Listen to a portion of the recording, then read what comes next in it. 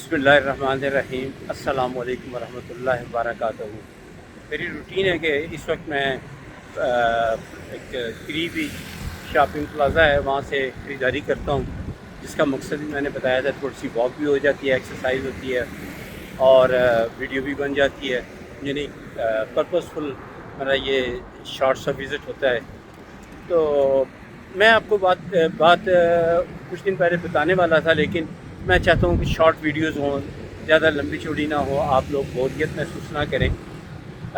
मैंने पिछले चंद दिन पहले एक वीलॉग में ज़िक्र किया था ब्रिगेडियर गुल बादशाह, जो बाद में शायद जनरल होकर रिटायर हुए, तबलीगी जमात से ताल्लुक़ था और वो उन्होंने किताब भी लिखी।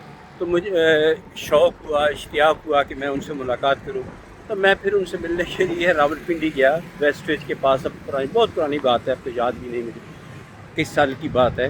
तो मैं तो अकीदतन गया था, वो अपने चेकअप के लिए तो नहीं गया था। तो वो माहिर हड्डियों का नहीं, ऑर्थोपेडिक सर्जन वो थे। तो बहरहाल उन्होंने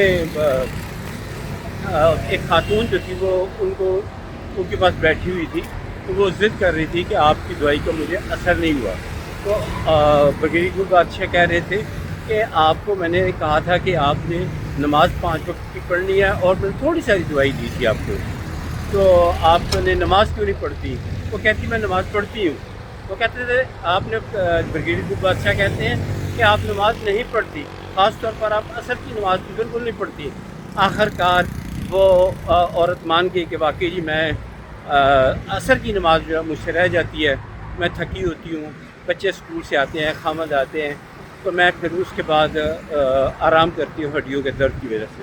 तो आपने कहा कि तुम्हारी हड्डियों का इलाज दवाई बेस्ट मैंने दिखावे के लिए दी है, मैं दवाई इतना रिकमेंड नहीं करता, मैं नमाज को रिकमेंड करता हूँ।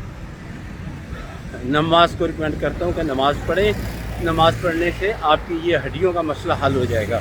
अगर आप गौर करें कि जब आप नमाज़ पढ़ते हैं तो हमारे जिस्म के तमाम अज़ा हड्डियाँ जो है वो मूवमेंट में आ जाती हैं।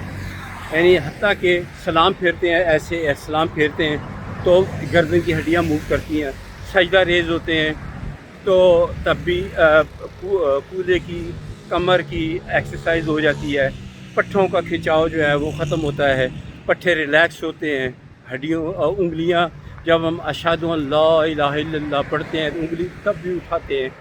तो ये सारी बातें हड्डियों के लिए बहुत मुफीद है। सो हमें नमाज जो है इसको अगर हम अपना लें और कोशिश करें हर नमाज के साथ एक नया वज़ू कर लें तो बहुत सारे आपको फ़ायदे हासिल होंगे।